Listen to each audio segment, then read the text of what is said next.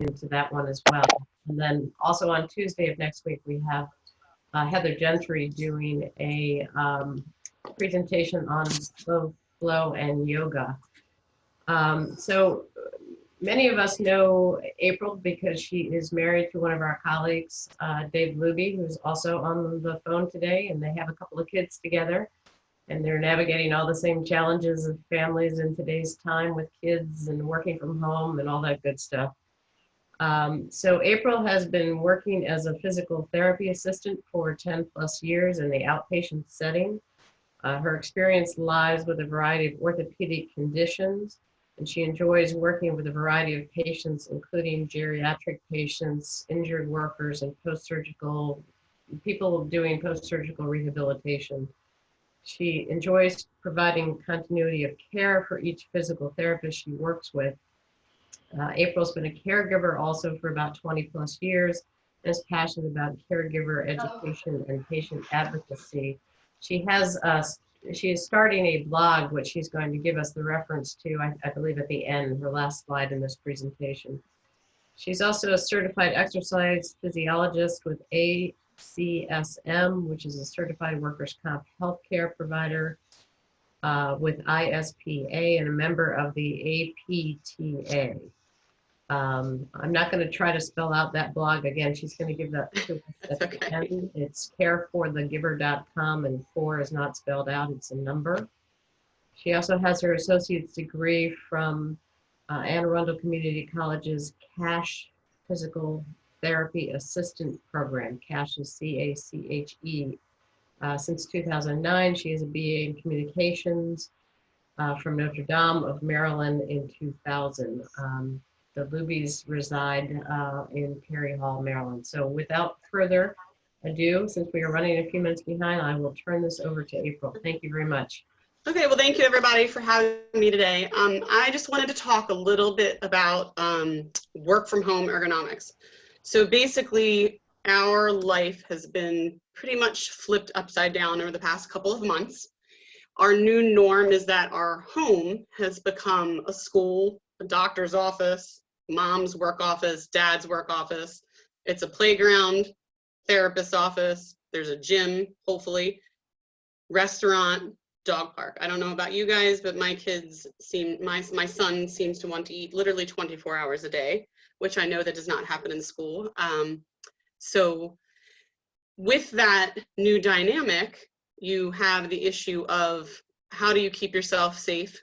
You can see here in my picture, this is the Hot Mess Express that is my kitchen pretty much on a daily basis.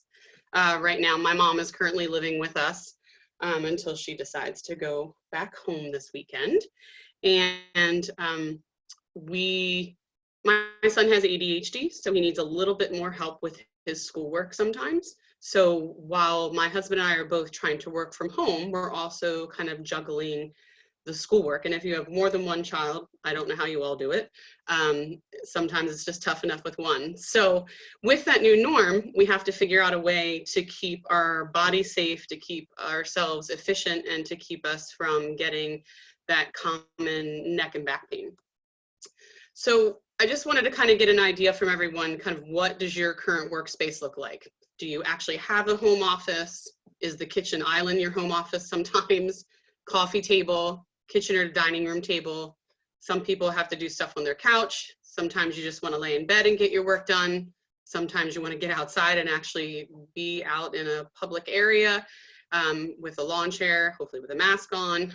And sadly but true, and I know it happens more often than not, although most of us don't want to admit, the bathroom is sometimes the only place that we get a second of peace and quiet. So it happens. So you can see here, I just kind of put my husband very graciously, begrudgingly, decided to be my test subject for the photos. And don't mind the photo bombs from my dog and my son. So your posture is extremely important. As a physical therapist assistant, I am constantly talking to my patients about how their posture affects what they're coming in for. For example, I have Moms that come in right after they have their first baby, their back is killing them because they're carrying their child, they're breastfeeding, they're trying to work, their muscles are weak, and you're trying to teach them how to go back to a good posture when in reality, a lot of times what happens is that they had poor posture to begin with, pregnancy had its changes, and then there's even more postural dysfunction after pregnancy. But it is possible to correct your posture. It's not everything, it doesn't have to be perfect, but the more that you can do it, the more efficient that you can become and the less stress you put on your body. So having a good postural in standing, sitting, whatever position you're in, it helps increase the oxygen to your brain, which is extremely important. Reducing headaches. A lot of my patients suffer from migraines. It can reduce your stress level. It definitely affects and improves your mood and your confidence. It promotes circulation. You can decrease your neck, back, and shoulder pain. There's increased core stability because you have to activate your trunk and your core to maintain a good posture, and it stimulates your metabolism. Good posture. I just kind of put this little slide in here just to give you guys a kind of a quick listing while I was kind of talking about some things. Your body is amazing in that when something is wrong or out of place, it does a really good job of changing and adapting and kicking in other things that normally wouldn't do that job to compensate for that. So in other words, if you are leaning forward with your head forward like this, your body, your shoulders start to round more forward to support your neck that is kicked forward. And what happens is these muscles here get super tight, then they start to twist you one way or the other. And then when you try to sit upright, it's actually painful because those muscles are so tight. So the body's awesome in that it made those changes, but those changes decrease your ability to get a good breath. They decrease your ability to use your muscles correctly. It increases your fatigue because your muscles are working overtime, and it increases the wear and tear to kind of like your joints. It can restrict the nerves. So this is just kind of like a good dynamic of why we talk about posture a lot, especially in physical therapy, and why it's important and what it can do. Negative effects of poor posture. I am known in my clinic, and all of my therapists that I work with, I am known as the posture police in my clinic. I preach it day and night. I probably have this actual presentation in some way, shape, or form about 20 or 30 times a day, because I believe that if we take ourselves from ground up and we start with a good foundation, then the other things that happen in our life can follow through. But what I mean by that is if you have poor posture, you have increased feelings of fatigue. It's actually clinically proven that it can cause increases in depression or feelings of depression, lethargy.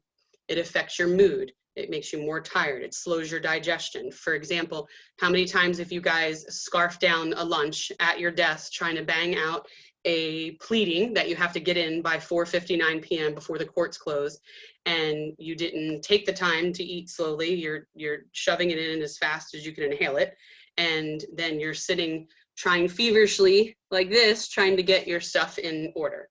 It happens more often than not, and a lot of times my patients don't even realize their posture is poor. They don't realize the things that they're doing every day. And it's just simple changes. It doesn't have to be a major change to help you. Poor posture is one of the leading causes of neck and back pain, and especially chronic pain. Over 65 million people in America are treated for neck and back pain every year.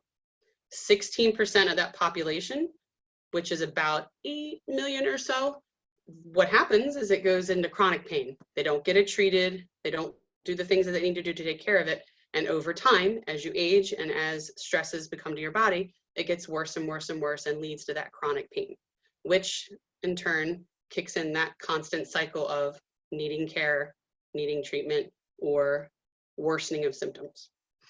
Muscle imbalance, I talked about that briefly before, about how your body's amazing that it adjusts for you, but if you don't correct the issues, those adjustments become permanent and they cause a lot of pain and discomfort. While we always think about the actual body, the physical body, a lot of people don't realize the effects of your posture on your systemic. Constipation, incontinence, heartburn, again, going back to the thing, shoving that lunch in as fast as you can and trying to get that pleating done. When we don't take care of our body and our posture is still in that poor positioning, that can cause heartburn, that can cause slowed oxygen intake, and that can in turn cause more and more poor posture. Jaw pain. As a lawyer, and I think especially as females, we are famous for the clenching of the jaws. A lot of times we don't even realize we're doing it, and we're doing it when we're stressed. Most of my females, we carry all of our stress in our neck and our head and our shoulders and our upper back. And we're constantly trying to correct that. And at night we clench, but even during the day, especially for you as lawyers, when you're in a high stress environment, you guys are probably clenching and grinding, and some people don't even realize that they're doing it. Nerve restriction and spinal dysfunction. When you are sitting like this and you're slouched over, that can have long-term effects on your actual spinal alignment and your posture. Headaches. I specialize in TMJ and headaches in my clinic. I have taken people that have gotten injections and pills for 20+ years, and in 6 or 7 treatments, which working on their posture and working on the actual cause of their headaches physically. I can get them off their medication. I took a woman who was getting Botox injections and medications for 20 years and 6 weeks with me, and she was almost medication free. She was taking it maybe once every other week, and we cut her migraine incidences by about 75%, which is huge for someone who was getting daily migraines and taking medicine and injections and more medicine just to be able to function in her daily life. So those negative effects and that long-term effect are really detrimental. This is a really good, and I put the source of all my little images. I search Google a lot for different images that I like to show my patients. But what I have found that this is a really good kind of, typical posture versus a good posture. And it's just a really nice way, especially for my female clients and for my males, just to show you what just a little bit of a bad posture can do over a period of time, and how just simple adjustments to your posture and to how you present yourself can make such a huge change in your confidence, in your mood, and in your physical well-being. So I'm going to take you through a couple of examples. As you can see, my husband, again, was my test dummy. So I want to go through a couple of examples of poor posture versus good posture. So in this example, again, excuse my Hot Mess Express kitchen, my Luby is sitting at the table, and you see how here, I don't know, can everyone see the cursor that I have? Okay, so you see here he has kind of like a slouched body. If you look a little bit closer, his feet are crossed underneath the desk. He's kind of pushed away from the chair, and he has no support for his arm. Another big thing is that his line of sight, you see how he actually has to duck his head forward and down in order to be able to see what's on his screen. So how do we fix that? At this point, my husband and my son and my mother were cracking up laughing, so hence the giggling picture. You can see just with a few simple changes, scooting the chair in, sitting up a little bit straighter, and I'm going to talk about the light switch trick that I will show you later on in the presentation. And having a little bit more support so that your wrists are flat actually helps you get in a little bit better alignment and allows your line of sight. Now, the only poor thing about this is that in a perfect world, we would want a monitor and we would want it level so that you are, when you look at your screen, you can look up an inch above or an inch below and not have to really move your neck. With laptops, that's a whole different story. So in any way, shape, or form that you can adjust, our kitchen does not have adjustable seats. So we do what we can, and that's how I teach my patients is whatever scenario that you're in, the best that you can make of it with small adjustments, the better it will get over time. So as I mentioned before, forward head, rounded shoulders, slouch posture, feet crossed, arms unsupported, low line of sight. These are all classic things that happen on a daily basis that are rendering poor posture. Another way that we can fix this, as I mentioned, straight back, make sure that your shoulders are back, and it doesn't have to be an extreme correction. Make sure that your chest is lifted, keeping your neck in neutral or slight extension. A lot of times people keep their neck so rigid, and that's actually not really good for you either. So what happens is when we teach our patients, or when someone is told to sit up straight, they go from one extreme to another. And my goal is to teach my patients how to kind of find that happy medium, and then keeping your feet flat. One tip that I do use a lot of is making sure, if you don't have an adjustable seat, if you're at your kitchen table or you're at a table at a restaurant and you have to type, is trying to get in as close as you can so you can be close to your thing, your computer or whatever you're reading, and then make sure that your arms and your elbows are supported as much as you can. What this does is it allows your wrists to be in a neutral position. A lot of times people with carpal tunnel or arm and neck pain, and they get like kind of numbness and tingling down their legs, that's a prime example of something that can correct that, because their hand is constantly in a bent or a misaligned position. You want to keep that wrist in neutral. Another posture that we often find ourselves in is kind of exhausted. You're tired of reading the 18th millionth page of some type of discovery that's come across your way. I listen to my husband complain about it all the time. And you, not the worst posture in the world, but I want you to see why I have issues with this. When you sit like this, you're actually tilting your head to the side. So what happens if you're right hand dominant, you tend to kind of rest your head to the side like that all the time. Another way to look at that is if you're answering the phone a lot and you're grabbing the phone on your left side and you're tilting your head to answer your phone a lot. And even though you're resting your elbows, which is good, on the table, when your head and your neck are tilted like this, that causes that musculature to tighten. And the action of this SCM muscle, that thick muscle here, is to actually side bend and rotate you to the other side. So when that happens, it closes everything down, and you'll notice you either get tight, you find it difficult to turn your head from side to side, it starts to get harder to tilt to the opposite direction. And then over time, if that constantly happens and you're not stretching those muscles, what happens is those nerves close down, they get compressed, and then it can cause neck pain. So an easy fix for that, again, is scooting the chair in a little bit closer, making sure that your back is as straight as you can get it. Another trick that you can use is, I don't know if you can see this super well, is using kind of a lumbar support.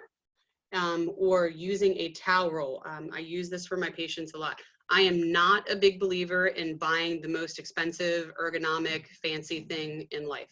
A towel roll and a pillow, which is free in your home and widely available, is a perfect solution, in my opinion.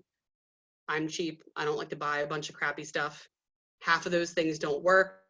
Half of them aren't really long-term. So anything that I can teach my patients that they already have in their home to try out, and then if it really works and it really helps you and you want to get something a little bit more long-term or more expensive, then absolutely make that investment.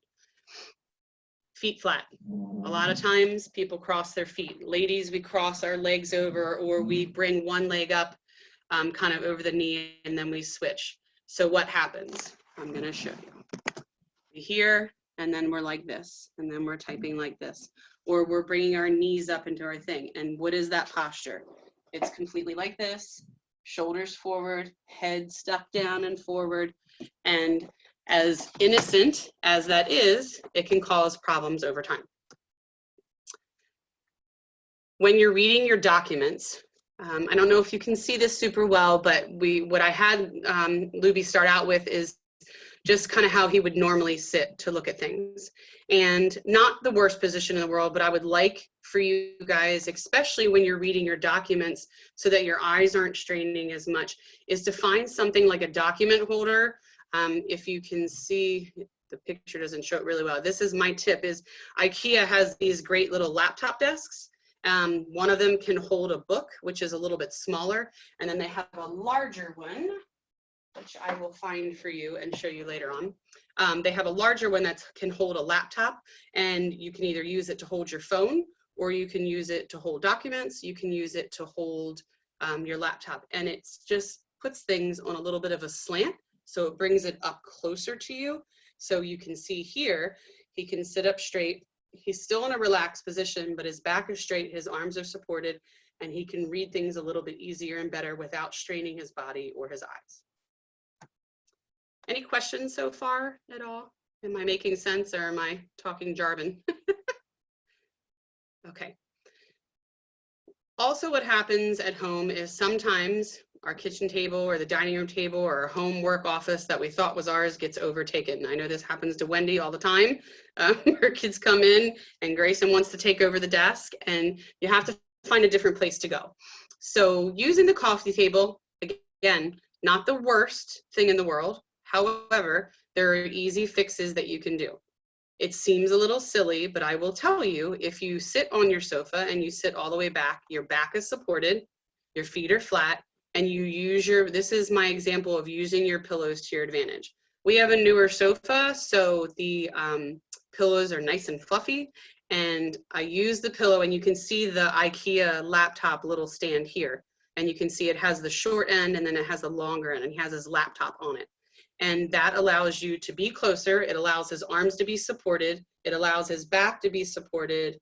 And his line of sight is so much better without straining his neck versus over here where he's looking down. And even though his arms are supported and his back is as straight as he can get it, that line of sight is off because his head is going to eventually start to fade down. Not the best, but not the worst. So I wanted to kind of show you different things in the house because it happens, and how do we fix it and make it a little easier. So a lot of us like to sit, I know I am infamous for sitting kind of crisscross applesauce and looking at my laptop. I change positions frequently, but excuse the little Maggie photobomb, she likes to follow daddy everywhere. And keeping the arms supported when you're in this position. If you do have to be in the crisscross applesauce position and it's more comfortable for you for a little bit of time, try to get this up a little higher. And the good thing is that he, not the best, but not the worst, at least his arms are supported and he can keep his wrists in a little bit more neutral position. However, if we make it a little bit better, you can see you can make your legs long. You can use your pillows here again to your advantage. Sitting back as far as you can so that your pillows are supporting your lower back and supporting your upper back so that your head can rest in a neutral position. Using the pillow to your advantage here. The good thing about this is that you can actually bend your knees for a short period of time and use the laptop desk or the pillow still, or you can straighten your legs out. What I like about this is that your hamstrings are easily stretched. You can pump your toes towards your nose. You can kind of do certain mobility things, which I'm going to talk about in a little bit, that will help you out a little bit better. Home office tip. If you are fortunate enough to have an office in your home that will work to your advantage, then you have an adjustable chair and this will allow you to sit up a little bit taller. I do recommend, if you have a home office, if you have the ability to get a larger monitor that your laptop can screen share to, that will be helpful for you long term because it changes your line of sight. And I'll show you a couple of pictures later on. But you see how I had to fix my husband's chair for him so that his feet were flat. And you see how he's kind of slouching and he was like leaning forward. All I did was I took one of his little planners and I put it underneath his laptop, which raised it slightly. I lowered his chair slightly so he still had kind of almost a 90-90 position, but that his back is supported. Now the chair that he got for Christmas has a back support in it, so which is really helpful for him. And you can see here That small change of a seat height adjustment and then slightly raising his laptop allowed him to be in an easier neutral position and decrease the stress to his neck and back and body. Does that make sense? All right. So how do we correct all this bad posture? So I put this texting neck in because there is not a single person on this call or in the world that cannot relate to the fact that this is how we text. And this is how our lives have turned into, is that we're constantly looking down at our phones or our gamer. My son loves to play on his Switch when he earns his time. And I am picky even about my kids. And I am a big believer that you have to practice what you preach. I'm big on posture. I'm big on my husband's posture, and I'm big on my son's posture. And I teach my patients to do the same, because if your son is sitting there and slouching and he's having a hard time doing his schoolwork, just getting up and moving and sitting up and changing that posture helps that child get more focused. It helps release endorphins and get their body moving, and helps them with their focus and their ability to do things more efficiently versus fatigued. Children get fatigued very quickly. Their brains get even more quickly fatigued. One thing that I've learned in my research with ADHD for my son is that he can only do things for a certain period of time and he's just done. And, you know, we are raised to just go, go, go, go, go. And taking those smaller breaks and changing his posture, those smaller breaks, is one of the big recommendations that I give for any family member struggling with their posture. Here you can see over on this screen the correct, just like a little graphic to show you kind of what it would look like with a monitor, and you can see kind of 1 inch above and 1 inch below. Your eyesight level is straight ahead, so you don't have to move your neck a lot, and you can change your eye position pretty easily to see your entire screen. The light switch trick. Okay, so this is where I would like everybody to kind of try this. So if you can sit up in your chair, and I want you to find your breastbone, which is the big bone right in your body. It's your sternum. Okay, and so I want you to kind of slouch, like you can kind of relax how you kind of would normally, how we all find. So what you do is you take your right hand, you put it right in the center of your chest bone. And I want you to think about a light switch and how you just turn on a light switch to go into your bedroom. Okay, when you turn that light switch on, I just want you to lift your chest like the light switch. So see how that small, tiny movement changed your entire posture. If you can just lift your sternum, you'll notice that your shoulders will naturally kind of relax down and back, which is how we want them. You'll notice that your head stops kind of hanging low, and it kind of keeps itself upright. And you're not rigid, your neck is actually in slight extension, which is good for your body and good for your posture. So that is just a quick example of something that you can do in the office whenever you're struggling with your posture or you're feeling stressed or anything like that. This little trick actually goes a long, long way. And you'll find with some other tricks that I'm going to give you, this will be a lifesaver on those longer nights and those stressful days when it comes to kind of decreasing that stress level and giving you the ability to fix your posture over time. So how do we kind of correct all of this stuff? We have to understand sitting posture. If you take a look here, you'll see the whole goal for a sitting posture is to kind of have those angles, those nice 90-90 angles. It does not need to be perfect. I don't believe there is anything perfect, but you need to find what's comfortable for you.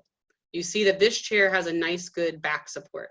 You see that the feet are flat on the floor, and you see that sometimes our chairs are either too high and then we get caught with our knees kind of up in the air a little bit, and that flexes our hips too much, which causes a lot of back pain in the long term.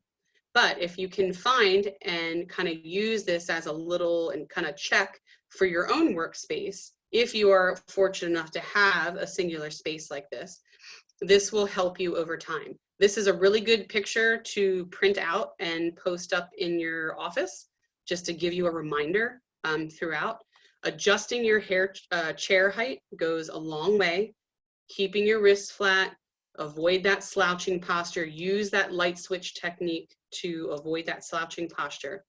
Uncrossing your legs helps promote your circulation, which is extremely important, especially for you While lawyers are very busy and they're constantly on the go, at the flip side of that, you guys, when you're working in your office, it's sometimes very sedentary. So when you get in those sedentary, non-moving positions, you have to promote the best circulation you possibly can for your body to keep you going strong.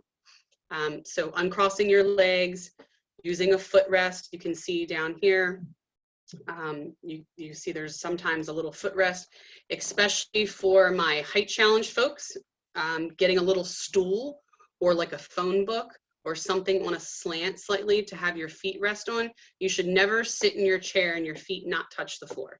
If that happens, then you either need to adjust the chair or you need to adjust the height of your desk. Incorporating postural exercises. We're going to go over a couple of those in a little bit. And if you are able to join me next week, I'm actually going to go through stretching for some stress relief, and it will incorporate a lot of these postural exercises to help you in the long run. The other thing that you can do in our work, because we're in physical therapy and we have to document, but we also have to have our constant attention on our patients, is we have standing mobile desks. There also are Vero desks. They can be a little bit pricey, but they go a long, long way. And it gives you the ability to sit and work on your station ergonomically, and then it pops up and it also gives you the ability to stand and work on it. If anybody needs some recommendations in those or wants to look at those, feel free to, I put my contact information at the end and I'm happy to go through some recommendations for you. Tips from working from home. This is just kind of other things that I teach my patients that I hope will help you in the long run, help your kids, help you, help everybody keep moving. And just in this crazy time, even though restrictions are starting to be lifted, the dynamic and the new normal is still completely different. So anything that we can do to decrease our stress and to decrease our child's stress and decrease that family dynamic of constant worry and overwhelm, the better it can be. Using tables and adjustable chairs to fix your height is probably the first thing that I would do. Again, using supportive pillows or towel rolls for your back and your neck, super easy to use, free, abundance of it. Frequent breaks. Making sure, I recommend that my patients take breaks at least every 30 minutes. And what I have them do is I have them set reminders on their phone. You can see my little reminders here. Use your phone to your advantage. Our phones are glued to us, so set alarms throughout the day. You can set all of them in the morning. You can set water reminders. You can set mobility reminders. A planned mobility minute. The planned mobility minute is a chance for you to get up and move. Get up, march in place. You can do some hamstring or stretching exercises. Another really good thing that I tell people to do is take a sticky note. Sounds stupid, but take a sticky note, stick it on your laptop or whatever workspace you're working on at that time, and write on it, sit up straight. I swear it works. It's just a constant reminder. And when you read it, you're like, oh, I need to check my posture. So it's just a way for you to easily and kind of passively create the better posture moments. And over time, that will create a better habit. Breathing breaks. Next week, I'm going to go over diaphragmatic breathing. I know we're kind of a little bit short on time, but diaphragmatic breathing is very different from how most people breathe. And it's very important and will help decrease your stress levels. So we will definitely touch a little bit more on that next week. So I talked about the mini stretching sessions and taking breaks from the screen zombie stare. This is something that I read in Harvard Health School, their business thing. And they are talking about, we get stuck in screen mode constantly, whether it's on our phone, whether it's on our computer screen. And so every 25 to 30 minutes, you need to take your focus off of your screen for a minimum of 20 to 30 seconds. And it's really, really, really important. Something that I didn't even realize that I was doing, so I have to check myself constantly. And I will tell you that all of these things here, I'm constantly putting myself in check on them. And it's just something that you just have to practice over time. Habits are not created overnight. We're talking about years of poor habits and things that people have been doing, and I'm trying to change it in 6 weeks. The more I can make you aware of it, to recognize it, the better and easier it will be over time for you to change it. Defining work hours and trying to define your workspace, again, in this dynamic, it's harder to do, but it is possible. So that concludes my presentation. Any questions from anyone at all? I'm gonna, like I said, next week I'm gonna be doing stretching for stress relief at 11. I'm actually gonna actively take you through a full stretching session that I would do with my patient, because I think that practicing it is just kind of the best way. It's a little bit more dynamic.